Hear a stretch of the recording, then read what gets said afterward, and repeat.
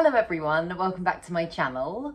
If you're new here, hi, my name's Claire and this is Yuli.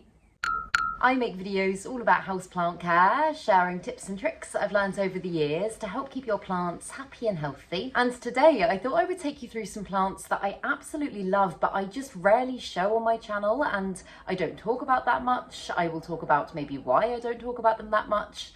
But yeah, they're all ones that I really love and I am excited to share them with you. So yes, I hope you enjoy it. Let's get into it.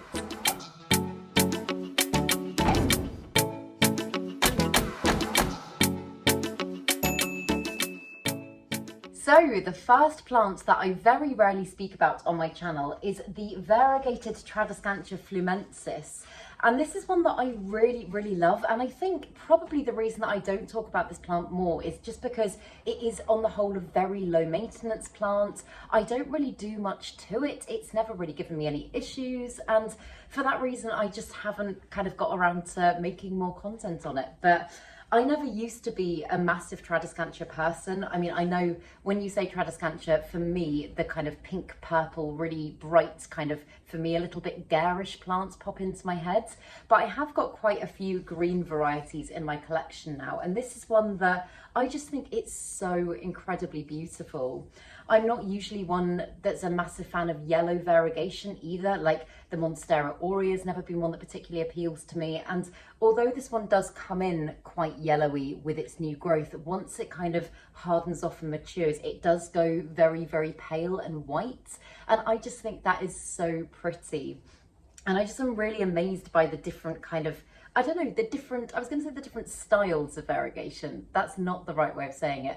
But the different forms and patterns of variegation that this plant gives me, like I've had sections that are pretty much half moon leaves before. I've got some down here that are almost completely white with just kind of little green stripes of veination just there. It's also one that is ridiculously fast growing. In the time that I've owned this plant, which has been, I think, about 8 or 9 months now, it's given me the most ridiculous amount of growth. I have it on the shelf above my bed trailing down, and the amount of times I've had to prune this plant back and propagate it, it does also propagate ridiculously easily. So yeah, it's just a fabulous plant in every way, and I just think it looks really gorgeous and luscious, and it's got lots of lovely textures and lots of lovely kind of dimensions within it. But as I say, it really doesn't require much work at all. In my bedroom where I keep mine, I don't have the greatest humidity levels, especially when the sun hits that room. It gets so warm, the air gets really dry, and this is one that's really never complained. And if you're on my Patreon, then you will have seen that before I went away the last time, this is one of the plants that I was a little bit concerned about. It had gone completely bone dry and some of the growth on top had started to die back. And although it's not maybe as full as it could be on top, it has literally just with a watering started to fill out again by itself. So if you're a beginner or if you just want something really easy to care for, then I would highly recommend this one. As I say, when you've got lots and lots of houseplants to keep on top of, especially some that are a lot kind of higher maintenance and maybe require lots of special care needs, it is quite nice to have some others as well that you just don't really have to worry about. And that's a plant, this is a plant for me that I really feel that way about. And I think, as I say, for that reason, I just don't feel the need to talk about it that much because it never gives me any drama and it just kind of gets on with things, stays happy and healthy and looks after itself to a certain extent.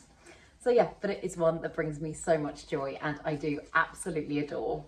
And this next one's one that I picked up from a local garden centre when I first moved into my new flat, and I don't know if I've ever spoken about it in a video before, but it is the Hoya Suzy Q, and I was just really intrigued when I saw this plant because it looks to me very similar to the Hoya Crimson Queen. Even its new growth comes in quite pinky, and I personally love the Hoya Crimson Queen. It's, I'd say, one of my favourite Hoyas, and I saw this one, I saw it for a very good price, and I just thought I'll give it a go. And it came on this trellis. I haven't kind of changed much up with it in the time that I've had it, but since I've got it, it has given me all of this growth, and I moved in November, so November, December, so about 9 months ago now. And bearing in mind Hoyas can be quite slow to grow, I think that is insane growth in the time that I've had it. And I kind of have thought about maybe kind of doing a bigger trellis, and obviously kind of this bit here that's tendril and getting that on a trellis as well. But then part of me is also thinking, because this is one long vine, I could train it to climb. And I know I probably wouldn't be able to do that in the same way as I have done for some of my other climbing plants, because Hoyas do like to wind round and grip onto things. But I may be thinking about getting a piece of garden wire or something like that and running it up one of the beams in my flat and training it to climb round that. I haven't fully made up my mind yet, but I just love the texture of the plants, and I think it would look really lovely climbing one of the beams. And also, in the first time that I've had it, it has just started to bloom for me. Annoyingly, the bloom hasn't fully popped yet, so you can't see all of the flowers, but it looks amazing. I'm so excited to see what its flowers look like, because as I say, I'm very familiar with the Hoya Crimson Queen, and that one's bloomed for me multiple times, but already this looks like it might be a little bit different, so I'm really intrigued about that. And this is one that just lives in one of my window boxes, again in my bedroom. I feel like quite a lot of these plants, in fact, that I'm going to talk about are bedroom plants. And I think in a lot of my videos, I focus very much on the plants that are kind of here in my main space. And I don't always talk about my bedroom ones as much. But yeah, this one's getting on really well in the window box. It seems very happy there. It's obviously giving me lovely growth. The only annoying thing, and this is probably, I probably need to do a repot actually, but it does dry out so quickly. Like, I watered it less than a week ago, and already you can see some of its leaves are very curly again. And I think that's just because at this time of year, my window box does get not a huge amount of full sun, but it does just get very warm in that room, and it's just maybe a little bit too much for this plant. So yeah, I'm potentially thinking about getting it into semi-hydro as well. The Hoyas that I've put into pon and just semi-hydro mix in general recently have done amazingly, so that is a potential thought. But yeah, what are your opinions on letting it climb a wall? What would you do? Because I feel like once I unwind this whole vine, it's going to be very long, and I think it would look lovely. Yeah, I'm undecided about that, so do let me know your thoughts. But yeah, it's just a really gorgeous Hoya. It's making me incredibly happy, and I think I need to talk about it more. And this little one is such an underrated houseplant, but it's one that I just really adore. Again, it's a very low maintenance plant, but it is the bear paw cactus. And I know that mine's very small at the moment, but it is growing quite quickly. I've had it since it was teeny tiny, and I just love everything about this one. It is literally so incredibly soft. It's very good at telling you when it needs a water as well, because I mean, at the moment, I'm just giving it a kind of a very gentle squeeze, and I can feel that it's a little bit squishy, and that usually means that it's just a bit dehydrated and it could do with a drink. So it's one that I kind of just, again, leave alone to do its thing. I'm only watering it maybe once every 2 weeks at the moment, and as I say, it is very warm, but it is a very drought tolerant plant, and it can cope very well with long periods of not being watered. But yeah, I just think it's adorable. Like, I love the little bear pawiness of it. I think it's just so sweet. It's a very rewarding plant to grow, and although I don't have to do much to it, it makes me really happy caring for this plant, and it's just, yeah, it's just very different from anything else that I've got in my collection, and just makes me really happy. It's just a very happy looking little plant, I think, and it's one that I really do wish that I'd got sooner. I've seen some pictures that people have posted of their big bear paw cactuses, and oh my goodness, they can grow to be huge. So I would love it if at some point mine did that for me.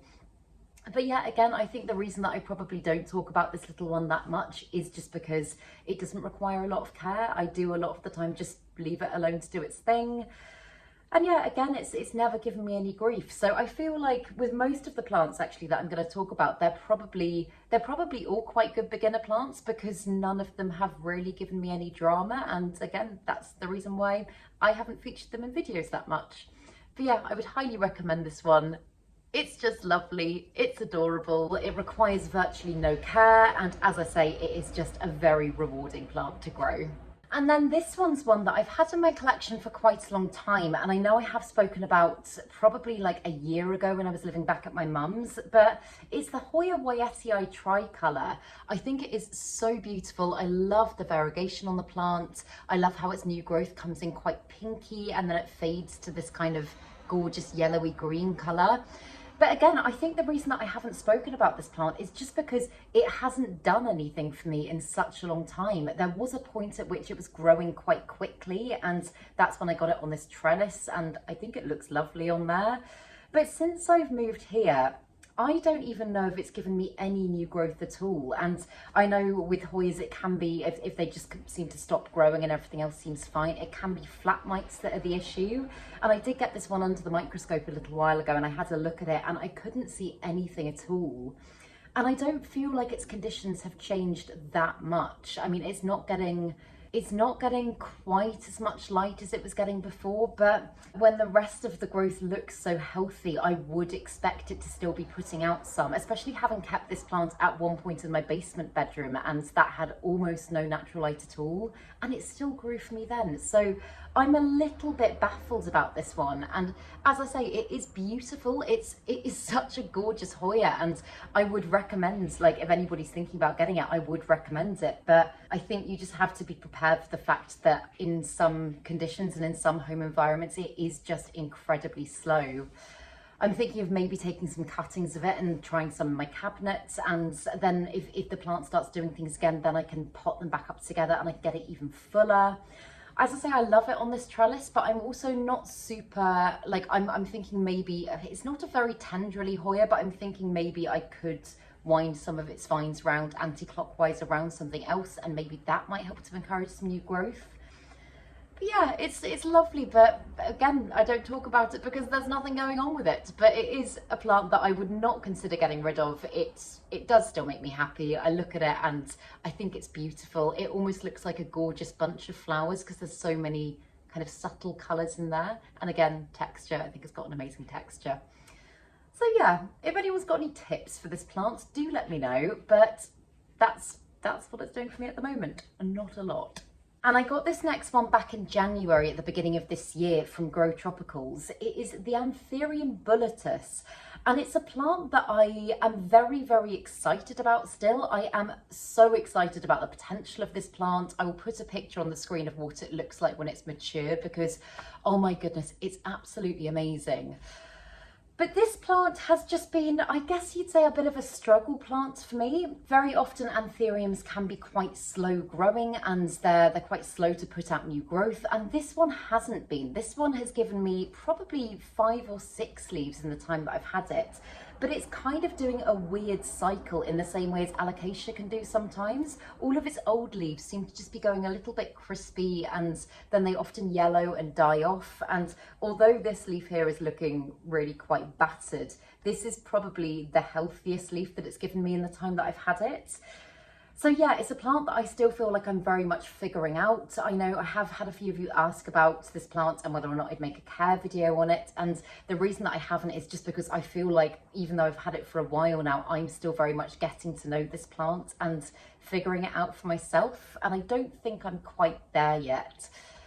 But yeah, as I say, it is obviously sizing up. Like the step up from that leaf to that leaf is pretty significant, and you can tell that the lobing of this plant has started to kind of really, it's become a little bit more defined. And that's the thing that really excited me about this plant, is I love lobiness, and this one just, when it's mature, just looks absolutely incredible. So yeah, it's just, I don't know, there just hasn't been a huge amount to say about it so far, but I can tell it is getting ready to start giving me a new leaf just there. So hopefully now it might have kind of adjusted a little bit and it's going to start doing good things.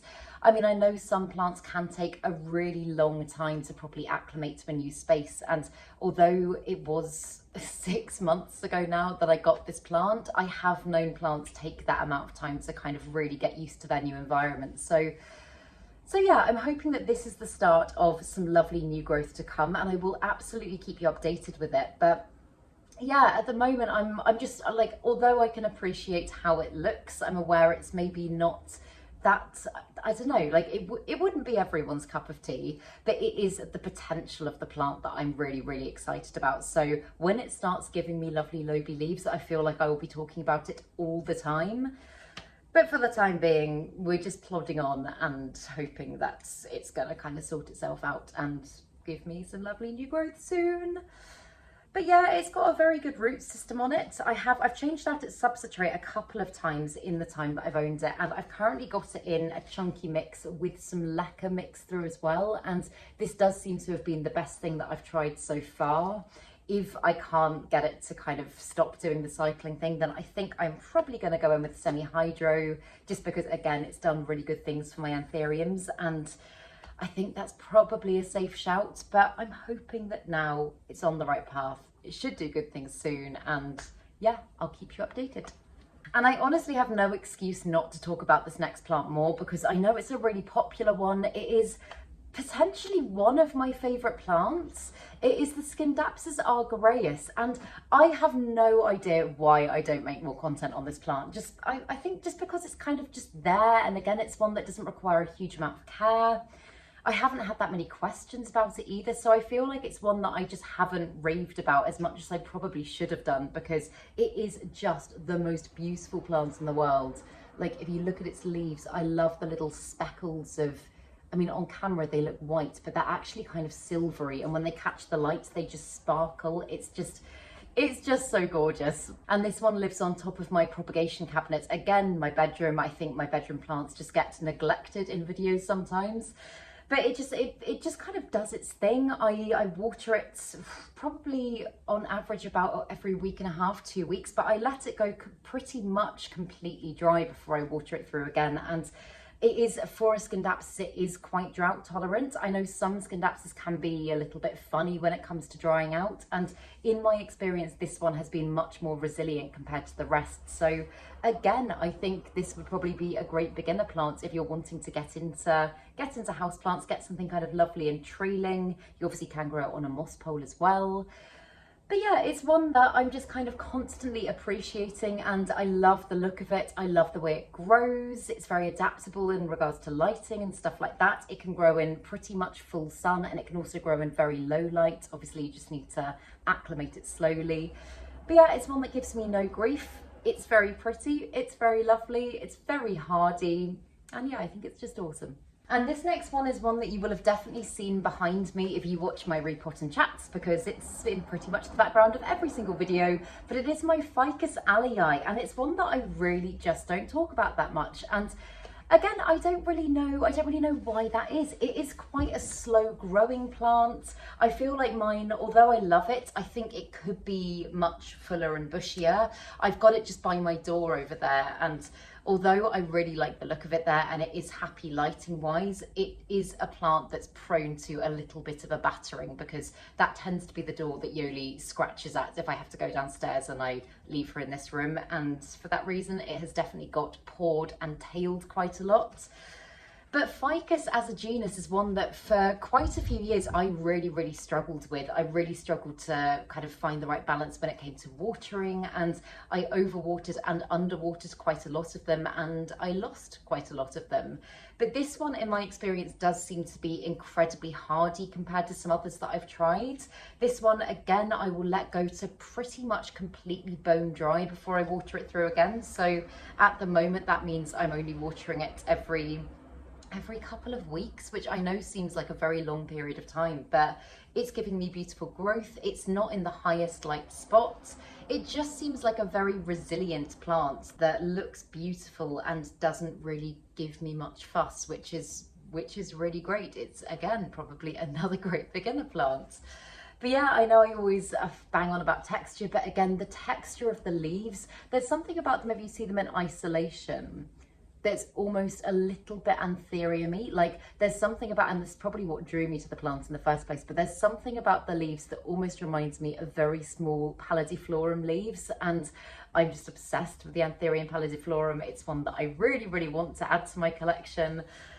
And yeah, it's just a very simple plant, but it's a very jolly plant. It's one that I really like, but as I say, it really doesn't require that much care, so I just don't think I felt the need to speak about that much. It's also one that I haven't really experimented that much with. Like, I haven't tried propagating this plant. I haven't really done that much to it in the time that I've had it. So I feel like if I do start kind of trying a few new things, maybe try notching it, taking some cuttings, then maybe I will feel the want to talk about it a little bit more. But yeah, it's gorgeous. I really love it, and I will keep you updated on how it goes and if I do any experimenting, because I'm kind of thinking that I might want to now. And then this one I was actually sold as a Calathea Marxii, but I'm pretty sure it's a Calathea anulque. If anybody has confirmation on that, then please do let me know in the comments.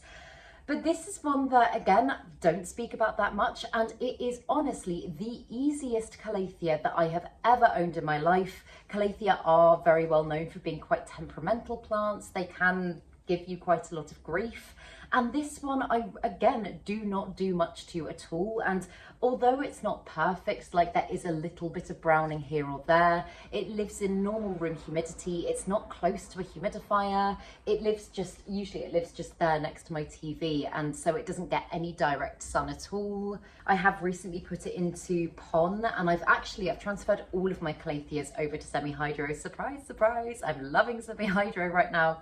But they've all done well, but this one has just been easy as pie. Like literally, I just fill up its reservoir. I actually haven't checked it in a little while. Yep, it could do with filling because it is bone dry in there. But usually with Calatheas, if they were to go bone dry, they would kind of be very wilty and they'd start giving you lots of issues and just be very dramatic very quickly. And as you can see, this one is still looking really perky, really full, really happy. And so yeah, for that reason, I would say it is 100% my easiest Calathea, and I haven't really had many issues to talk about with this plant. Again, when it comes to pests, this one is one that, again, touch wood, I've never had pests with, and I think pretty much all of my other Calatheas, I can say at one point or another, I've either encountered spider mites or thrips, because they are super susceptible to that. And this one just seems really resilient to everything. I'm so hoping I haven't just jinxed it. But yeah, it's just a really wonderful plant. I love the bluiness to its leaves. I love how they're kind of feathery, like the veination just makes it look like they're kind of beautiful blue feathers. And yeah, it's just wonderful. It's also got these gorgeous kind of purpley backs of the leaves, which I really like because I like a little bit of colour in plants, but if that was on the front of the leaves, it would probably be a little bit too much for me. I don't know why I'd get overwhelmed by certain colours quite easily. But I get to appreciate it at night time because it is a prayer plant. Its leaves kind of close up at night and open during the day. So in the evenings, I'll often kind of hear it rustling a bit and I'll be able to see the beautiful purple undersides. And then in the day, it unfolds and looks like this. But yeah, it's a gorgeous one. If you're wanting to get into Calatheas, then this is probably the one that I would recommend because it's as easy as some of my Philodendrons in my experience. But yeah, I really love it. And this is one that used to appear in a lot of my favourites videos, and I just haven't spoke about it in a really long time. Not for any particular reason, because I do still love this plant, but it is the Hoya SP burtoniae AF, and I just think this is the most wonderful Hoya. I know I've said in very old videos that it is like, it's just kind of like your classic plant. Like if you asked somebody to draw a plant, it's a very planty plant. And the thing that I really love about this Hoya is that although it is very kind of robust, it's got the most beautifully like velvet soft leaves. It's probably on par with the bear paw cactus in how soft it is. And just from looking at it, you wouldn't necessarily think that. So yeah, I just think it feels beautiful. I love the different colours within the leaves. Like it's kind of got like very dark outer edges to its leaves, and then it's quite, not pale in the middle, but just the shades of green in there are just really beautiful. And it's not a particularly, in my experience, tendrily Hoya, hence why I am growing it as a hanger and I haven't got it on a trellis or anything like that. I think if it did start to tendril, then yes, I would get it onto a trellis, but for the time being, it's putting out beautiful new growth and it does seem really happy like this.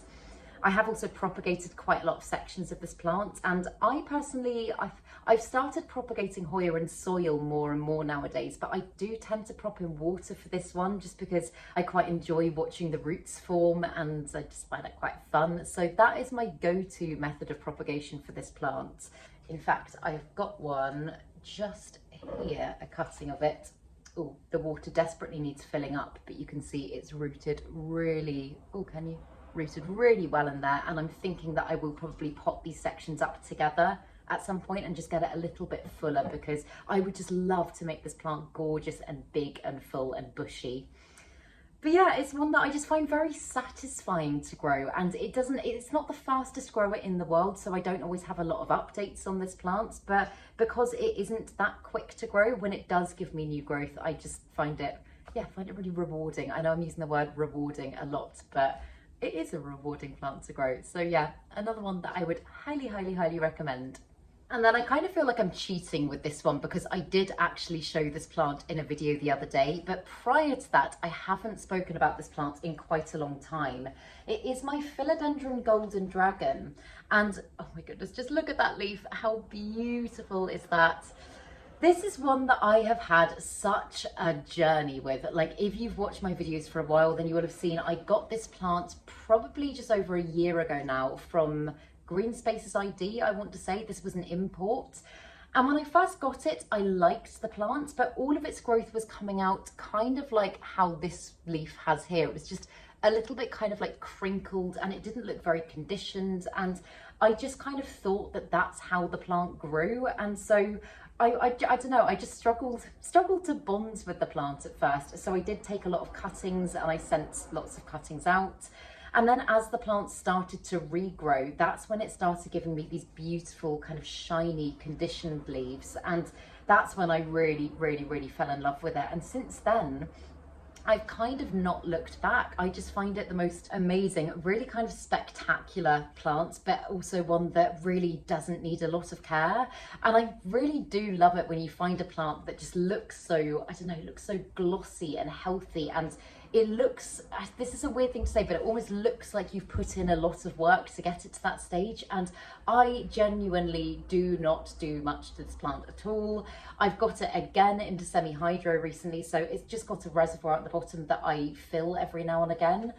But it's another one that's very drought tolerant, and it just stays looking really beautiful and giving me new growth. It is giving me growth there in pretty much any conditions as well. So it kind of ticks all the boxes for me.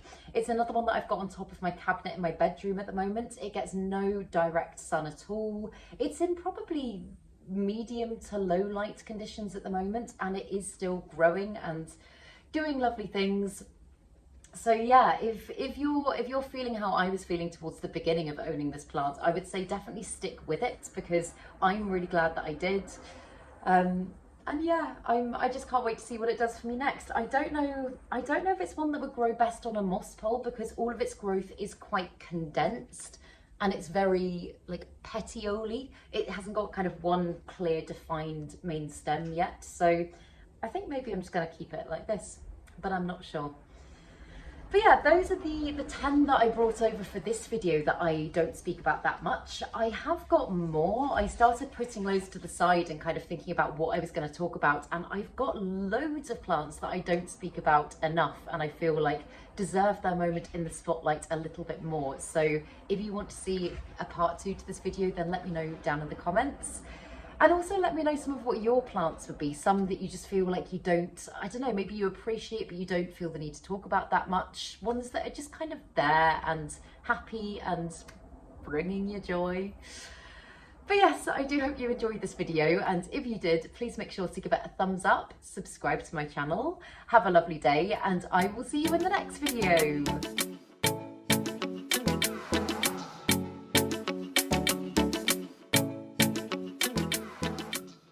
Stay sexy, plant lovers.